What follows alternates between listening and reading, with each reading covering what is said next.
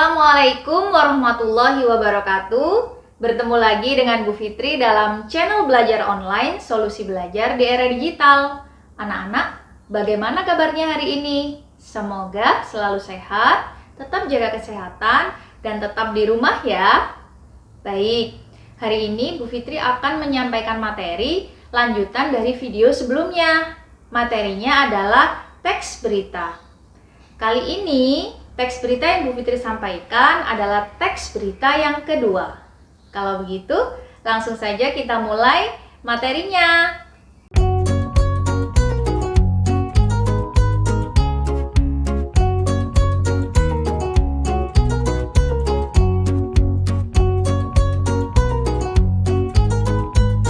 Teks berita yang kedua.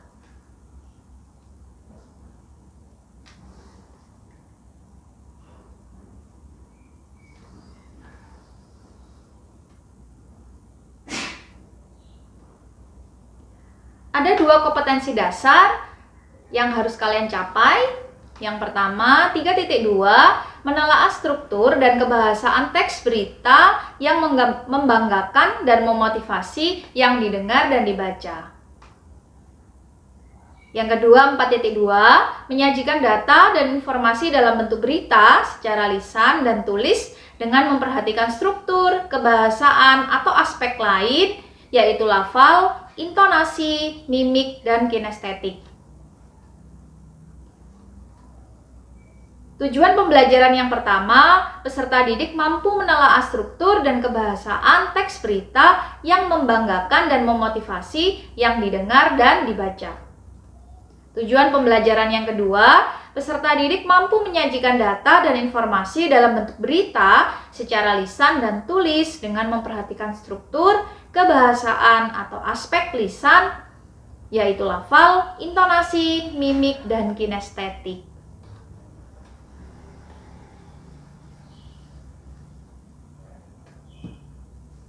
Ini ada bentuk segitiga, tapi segitiganya terbalik. Nah, kalau kalian pernah belajar teks berita, tentu tidak asing lagi dengan segitiga terbalik ini ya. Kompetensi dasar 3.2 yaitu menelaah struktur dan kebahasaan teks berita. Berarti kita harus tahu dulu apa saja yang termasuk dalam struktur teks berita. Struktur teks berita itu identik dengan piramida terbalik. Segitiga yang normal bentuknya itu namanya segitiga atau bisa kita sebut juga dengan piramida. Tetapi dalam struktur teks berita, segitiga itu sengaja dibalik atau bisa dinamakan dengan piramida terbalik. Struktur teks berita atau piramida terbalik terdiri atas pertama adalah kepala berita, kemudian yang kedua ada teras berita, kemudian yang ketiga ada tubuh berita, kemudian yang terakhir adalah kaki berita atau kalian bisa menyebutnya dengan ekor berita. Apa saja piramida terbalik atau simpulan dari definisi piramida terbalik adalah sebuah konsep atau formula atau struktur atau pola penulisan berita, yaitu informasi paling menarik dan penting yang ditempatkan di bagian awal naskah, isi atau tubuh berita atau yang dinamakan dengan news body.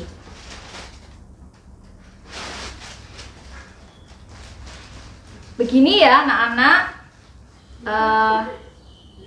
bentuk lain, judul teras berita, piramida terbalik. Pertama ada judul berita, kemudian ada teras berita. Memang ini komposisinya, teras berita itu sedikit ya, paling penting, sedikit tapi paling penting. Kemudian tubuh berita ini memang paling banyak komposisinya karena di dalamnya memuat informasi atau banyak informasi di dalamnya. Ini penting. Kemudian yang terakhir ada informasi tambahan atau yang bisa disebut dengan kaki berita atau ekor berita. Ini biasanya kurang penting, jadi opsional ya. Kalian bisa menambahkan informasi tambahan atau lab ini tapi kalian juga bisa tidak menambahkan leg atau ekor berita ini, seperti itu. Tapi alangkah lebih baiknya jika lengkap. Jadi mulai ada judul, mulai ada teras berita, mulai ada tubuh berita, dan ada leg atau ekor berita.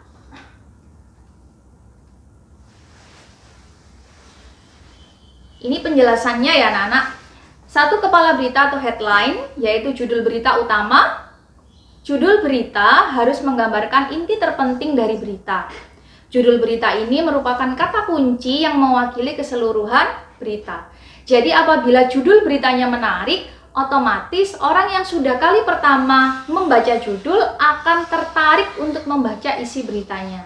Jadi pintar-pintarlah untuk membuat judul berita seperti itu. Kemudian yang kedua ada teras berita atau lead, yaitu bagian pembuka berita yang memuat intisari berita yang paling menarik, yaitu berisi beberapa poin adik Simbabe, atau kalian bisa menyebutnya dengan 5W2H atau 5W1H. Adik Simbabe yaitu beberapa ya, artinya tidak semuanya ada di teras berita.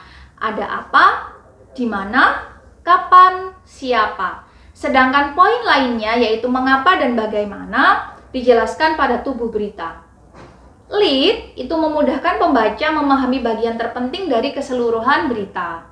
Jadi poin-poin pentingnya itu ada di teras berita semua, supaya paham dulu di teras baru nanti menuju ke tubuh berita, itu maksudnya. Nah, yang ketiga, tubuh berita atau body itu yang paling banyak komposisinya dalam teks berita, yaitu bagian isi uraian lengkap yang menjelaskan seluruh unsur adik Simbabe.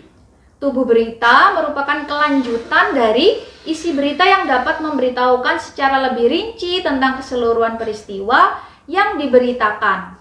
Penjelasan dari teras berita. Jadi ini lanjutan dari teras berita ya anak-anak.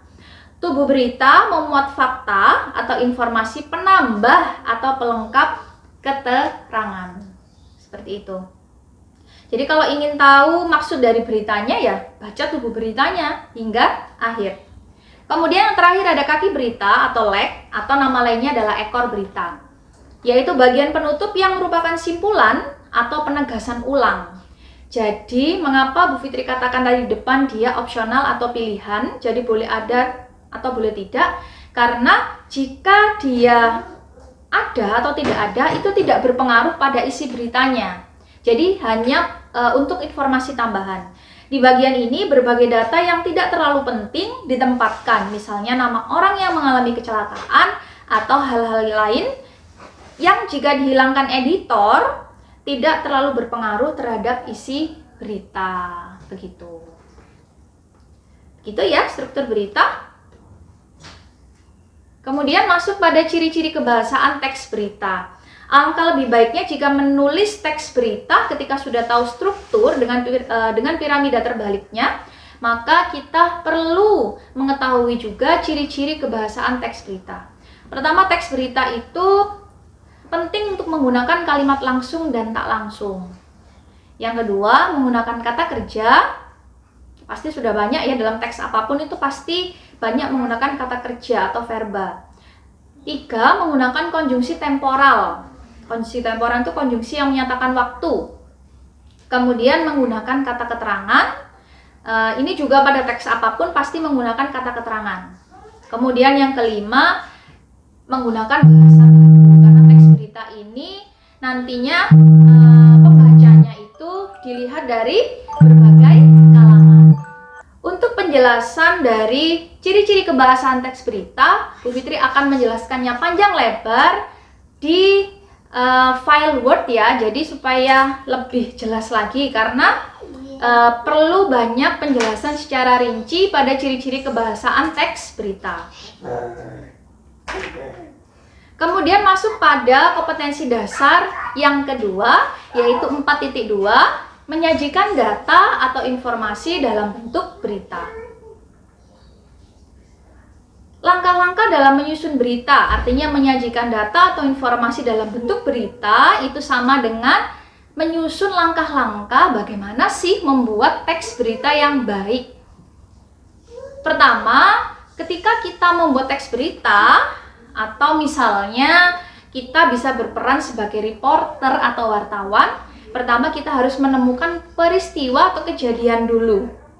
Pertama kali, jadi isi berita berkaitan dengan peristiwa-peristiwa aktual. Aktual itu nyata ya, jadi berita itu tidak bisa dibuat-buat, artinya harus nyata, aktual. Jika tidak muncul peristiwa seperti misalnya perampokan, ada bencana alam, kebakaran, itu kan peristiwa aktual yang saat itu sedang terjadi. Dan kejadian mendadak lainnya, jadi berita itu semakin mendadak semakin baik ya. Jadi dan kejadian mendadak lainnya. Dan pencari berita itu perlu mencari dan menangkap kegiatan-kegiatan unik yang muncul di masyarakat. Jadi kata kuncinya adalah menemukan peristiwa atau kejadian yang baru atau hangat dibicarakan, sudah saya bahas di video sebelumnya ya. Jadi harus nemu peristiwanya dulu, dan kata kunci yang bisa digunakan di langkah pertama ini adalah peristiwanya harus mendadak pada saat itu juga.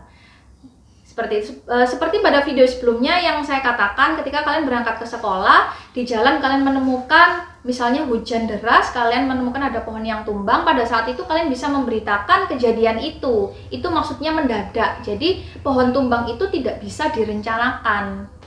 Seperti itu ya. Yang kedua, mencari sumber berita agar isi beritanya akurat, artinya dapat dipercaya kebenarannya. Penulis berita itu harus dapat menemukan tokoh yang mampu memberikan informasi secara tepat.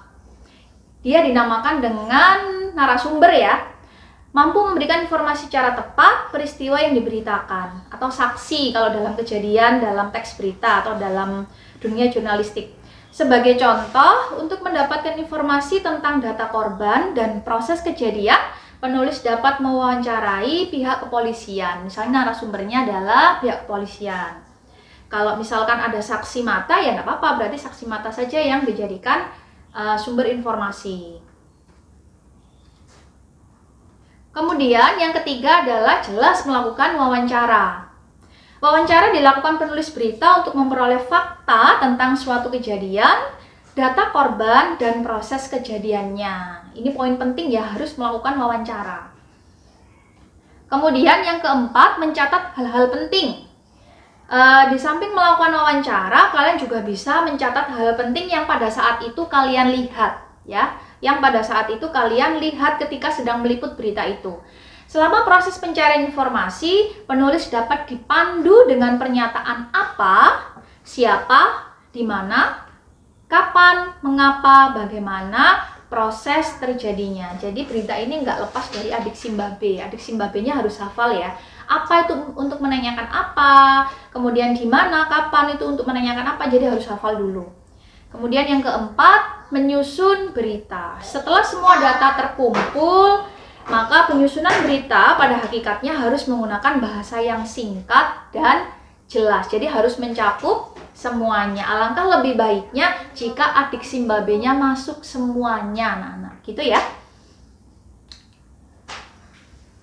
Untuk penjelasan teks berita, Bu Fitri akan melanjutkan di Word ya. Kita lanjut pada ciri-ciri kebahasaan teks berita. Bu Fitri ingin menjelaskan lebih detail lagi. Ciri-ciri kebahasaan teks berita yang pertama, tadi ada kalimat langsung dan kalimat tidak langsung. Misalnya contoh seperti ini ya, ini bisa kalian pause ketika kalian melihat video. Para siswa mendapatkan pendidikan gratis dan tinggal di asrama, ujar dia. Cara penulisannya bisa dilihat sendiri. Pertama menggunakan tanda petik, kemudian huruf kapital, setelah itu ada tanda koma, tanda petik lagi spasi, dan ujar dia atau kata dia, tanya dia, dan tanda titik. Kalimat di atas disebut kalimat langsung. Kalimat langsung adalah sebuah kalimat yang merupakan hasil kutipan langsung dari pembicaraan seseorang yang sama persis seperti apa yang dikatakannya. Jadi ketika kalian menanyai atau mewawancarai narasumber, apa yang dikatakan beliau itu kalian bisa kutip persis. Nah, cara penulisannya seperti yang sudah Bu Fitri beri warna merah ya. Ciri-cirinya seperti ini. Kalian bisa baca sendiri. Bisa di pause ya. Pada kalimat langsung, kalimat petikan ditandai dengan tanda petik awal dan tanda petik akhir ya, tanda petik 2 ya. Kemudian ada huruf pertama pada kalimat yang dipetik menggunakan huruf kapital. Kemudian kalimat petikan dan kalimat pengiring dipisahkan dengan tanda koma. Kalimat langsung yang berupa dialog berurutan harus menggunakan tanda baca titik 2 di depan kalimat langsung. Ini pola susunannya. Pengiring itu maksudnya adalah orang yang berbicara atau orang yang menjadi narasumber ya. Pengiring koma, tanda petik, kemudian kalimat yang dikutip, kemudian tanda petik lagi. Kalau misalkan mau kutipannya di depan, caranya sama seperti ini. Kalau misalkan kutipannya ada 2, berarti caranya seperti ini. Di pengiringnya ini berarti kata Pak Polisi, misalnya kata Polrestabes Surabaya misalnya. Namanya juga boleh disertakan atau jabatannya saja. Kemudian yang nomor 6, cara membaca pada kalimat kutipan intonasinya sedikit ditekan karena penekanannya dia menunjukkan bahwa ini loh kalimat langsungnya. Seperti itu. Kemudian aturan menulis kalimat langsung seperti ini. Sebenarnya sudah ada di buku semua, silakan dibaca sendiri di bukunya atau bisa membuka video ini dengan pause. Contoh ya, misalnya seperti ini. Andi mengatakan, koma spasi tanda petik, aku akan pergi ke sekolah besok. Titik, kemudian tanda petik. Itu yang benar. Salahnya, yang salah, ketika ini yang sering terjadi kesalahan di tanda baca ya. Mengakhiri kalimat langsung itu, tanda titiknya itu harus di dalam tanda petik. Jadi kalau misalkan di luar tanda petik, itu tidak menunjukkan bahwa kalimat langsung itu sudah diikat ya, sudah diikat artinya di awal dan di akhirnya sudah diikat dengan tanda petik 2. Kalau misalnya tanda titiknya di luar, berarti tanda titiknya itu tidak diikat atau tidak bagian dari mengakhiri kalimat langsung, seperti itu. Jadi ini dikatakan salah. Ini yang sering terjadi di penulisan teks berita. Nah, seperti ini juga. Kalau ini kesalahan penulisan di koma. Baju itu bagus. Harusnya kalau misalkan pengiringnya itu ada di akhir, setelah kalimat langsung itu tidak diakhiri dengan tanda titik. Beda ya, kalau misalnya yang kutipannya ada di belakang berarti diakhiri tanda titik. Tapi kalau kutipannya ada di depan berarti setelahnya ada pengiring ya, misalnya kata mawar, sebelum tanda petik terakhir itu harus menggunakan tanda koma, bukan tanda titik lagi. Karena dia ada kelanjutannya yaitu kata mawar. Hati-hati ya. Seperti itu. Kemudian untuk kalimat tidak langsung, contoh kalimatnya sudah Bu Fitri beri warna merah. Kepala sekolah berujar atau mengatakan bahwa, berkata bahwa itu sama ya. Kepala sekolah berujar bahwa para siswa mendapatkan pendidikan gratis dan tinggal di asrama. Kalimat di atas adalah kalimat tidak langsung. Kalimat tidak langsung ini adalah kalimat yang melaporkan atau memberitahukan perkataan orang lain dalam bentuk kalimat berita. Jadi orangnya sudah pindah dari orang yang kedua, dari orang pertama ke orang yang kedua. Ciri-ciri kalimat langsung: 1. Tidak menggunakan tanda petik, bebas ya, bersih. Intonasi membacanya datar. Terdapat perubahan kata ganti, ini rumus ya anak-anak ya.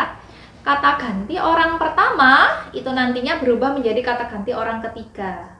Jadi saya, ketika pihak kepolisian mengatakan saya menyaksikan kecelakaan itu pada pukul 9 malam misalnya, atau 9 waktu Indonesia Barat. Saya yang dikatakan pihak kepolisian itu ketika berubah menjadi kalimat tidak langsung, maka berubah menjadi dia.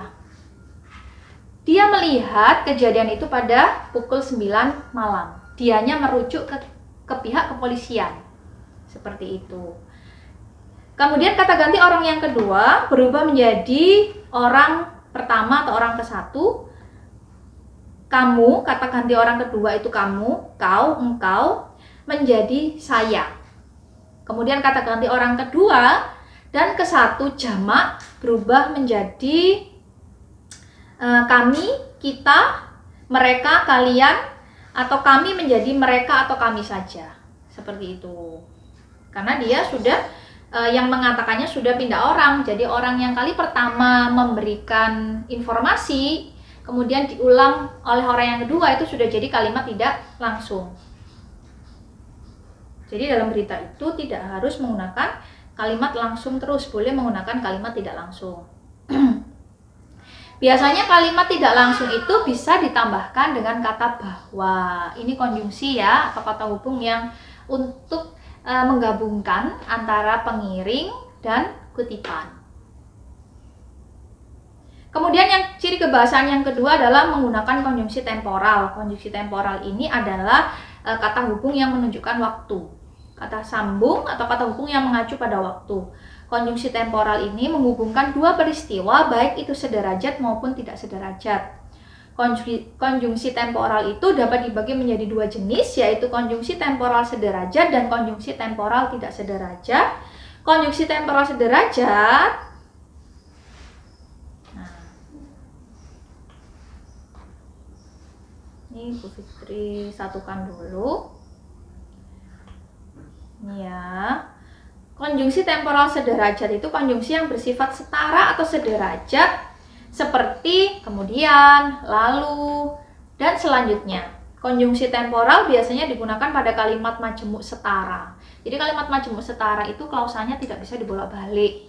Kalau kalimat majemuk bertingkat itu klausanya itu bisa dibolak-balik dan dia tidak berpengaruh gitu ya, masih sambung dengan kalimat meskipun dibolak-balik. Tapi kalau kalau kalimat majemuk setara itu meskipun klausanya dibolak-balik dia berpengaruh, artinya dia tidak sambung, nanti jadinya kalimat tidak efektif. Konjungsi temporal itu biasanya digunakan pada kalimat majemuk setara. Saya ulang, penempatannya tidak boleh di awal dan di akhir kalimat, melainkan harus diapit dengan kata lain. Karena konjungsi temporal ini adalah masuk konjungsi majemuk setara dan dia tidak bisa dibolak-balik, maka dia tidak bisa menjadi konjungsi intra kalimat. Dia harus menjadi konjungsi antar kalimat. Maaf, tidak bisa menggunakan konjungsi antar kalimat, tapi bisanya menggunakan konjungsi intra. Jadi harus di dalam kalimat ya, satu kalimat. Misalnya, contohnya seperti ini. Nita mengepel lantai, kemudian ia merapikan tempat tidur. Nah, ini kemudian yang saya tebalkan itu harus berada di tengah kalimat. Itu namanya konjungsi intra. In ya, di dalam. Jadi ada contohnya, ada kemudian, ada selanjutnya, ada lalu, dan dia klausanya tidak bisa dibalik. Misalkan di sini ada misalnya di sini ada dua klausa ya. Nita mengepel lantai, klausa 1. Kemudian ia merapikan tempat tidur, klausa 2. Kalau saya balik di depan klausa 2, kemudian ia merapikan tempat tidur, Nita mengepel lantai, tidak bisa menjadi kalimat yang baik dan benar, maka dia tidak bisa dibalik.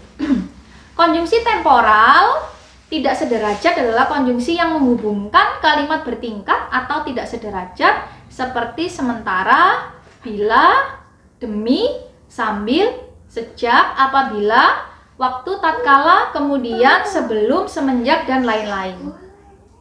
Konjungsi temporal tidak sederajat biasanya digunakan dalam kalimat majemuk ya. Yang tadi sederajat itu digunakan pada kalimat majemuk setara. Tetapi konjungsi temporal tidak sederajat biasanya digunakan dalam kalimat majemuk. Penempatannya boleh di sembarang tempat, baik itu di awal, jadi konjungsinya boleh sembarang tempat ya, baik itu di awal, akhir, maupun di tengah kalimat, jadi bebas. Contoh misalnya,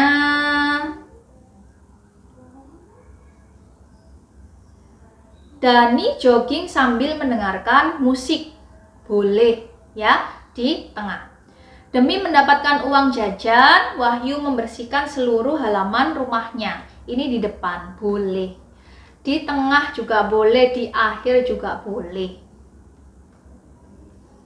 Contoh misalnya, perbedaan antara konjungsi temporal sederajat dengan konjungsi temporal tidak sederajat dilihat dari ini ya. Silakan di pause. Dilihat dari katanya, ada lalu, kemudian sesudahnya, selanjutnya. Kemudian konjungsi temporal tidak sederajat, demi, hingga, sambil, ketika, sebelumnya, bila, sejak, selama, semenjak, waktu, setelah, apabila, dan lain-lain. Kemudian dilihat dari letak, ada di tengah kalimat jika konjungsi temporal sederajat. Tapi kalau konjungsi temporal tidak sederajat bisa di mana saja, bisa di awal, bisa di tengah, dan bisa di akhir. Gitu ya.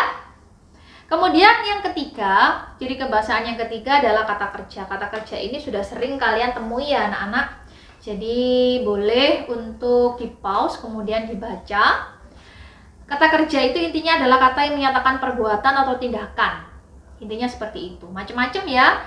Berafiks, ada yang berafiksme, ada memper, ada mei, ada memperi, ada mekan. Semua berafiks itu maksudnya awalan. Bisa dilihat contohnya. Kemudian verba itu ada transitif, verba yang membutuhkan objek. Jadi setelah predikat harus ada objek. Ibu mencuci baju. Baju itu adalah objek. Jadi mencuci itu membutuhkan objek. Mencuci itu membutuhkan baju, itu namanya membutuhkan objek. Itu namanya verba transitif. Jadi mencuci itu verba transitif. Tapi kalau verba intransitif adalah kata kerja yang tidak membutuhkan atau menghindari justru objek, ya. Maka dia tidak bisa dijadikan kalimat pasif. Ibu mencuci baju kalimat aktif. Baju dicuci oleh ibu itu namanya kalimat pasif. Itu kalau verba transitif. Tapi kalau verba intransitif dia nggak butuh O dan dia tidak bisa dipasifkan. Nah, itu contohnya ya. Saya makan ikan misalnya, berupa verba dasar. Ikan makan saya nggak bisa. Kemudian saya berlari kencang, kencang berlari saya juga nggak bisa. Jadi nggak bisa dipasifkan atau dia dinamakan verba intransitif. Gitu ya anak-anak. Kemudian yang keempat ada kata keterangan atau menunjukkan kata keterangan, ya. Gampang. Ini silakan dibaca ya, kata keterangan yang menunjukkan alat itu ada dengan. Saya makan dengan piring. Nah, berarti itu alat ya, alat yang digunakan untuk makan. Kata keterangan kesertaan misalnya bersama. Saya pergi bersama adik ke sekolah. Berarti ada kesertaan selain saya. Dan seterusnya. Di pause, mungkin dicatat di buku catatannya boleh. Ciri kebahasaan yang kelima atau terakhir adalah menggunakan kata baku. Saya yakin kalian juga sering sekali mendengar kata baku dan tidak baku dalam bahasa Indonesia. Kata baku adalah kata yang digunakan sudah sesuai, kata yang digunakan tadi dalam teks berita sudah sesuai dengan pedoman atau kaidah bahasa yang telah ditentukan atau bahasa Indonesia yang telah ditentukan. Kata baku merupakan kata yang sudah benar dengan aturan maupun ejaan kaidah bahasa Indonesia, dan sumber utama ketika kalian melihat kata ini baku atau tidak ya dalam bahasa Indonesia, kalian bisa melihatnya dalam Kamus Besar Bahasa Indonesia atau KBBI yang paling baru. Berikut contoh-contoh kata baku dan tidak baku yang sering dijumpai ya. Contoh kata bakunya aktif, pasif, apotek, efektif, karena, foto, biosfer, bus, objek, November, praktik, negeri, teknik, daftar, nasihat, dan lain-lain. Biasanya kata tidak baku yang muncul itu seperti ini. Aktif, pasif, apotik, efektif, karena, nggak pakai E biasanya ya, itu justru salah. Foto, biosfer, bis, objek, November ya atau Februari itu salah, harusnya Februari. Kemudian praktik, yang benar adalah praktik. Kemudian negeri harusnya negeri, daftar tekniknya pakai H, kemudian nasihat yang betul adalah nasihat. Nah, itu adalah ciri kebahasaan yang terakhir anak-anak yang juga penting dalam penulisan teks berita.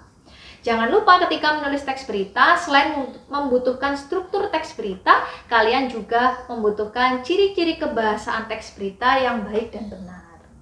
Terima kasih.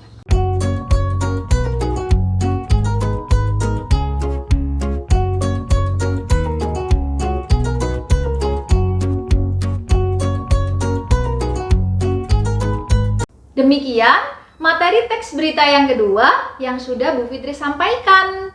Semoga bermanfaat, tetap jaga kesehatan, dan tetap di rumah ya. Bu Fitri akhiri, wassalamualaikum warahmatullahi wabarakatuh.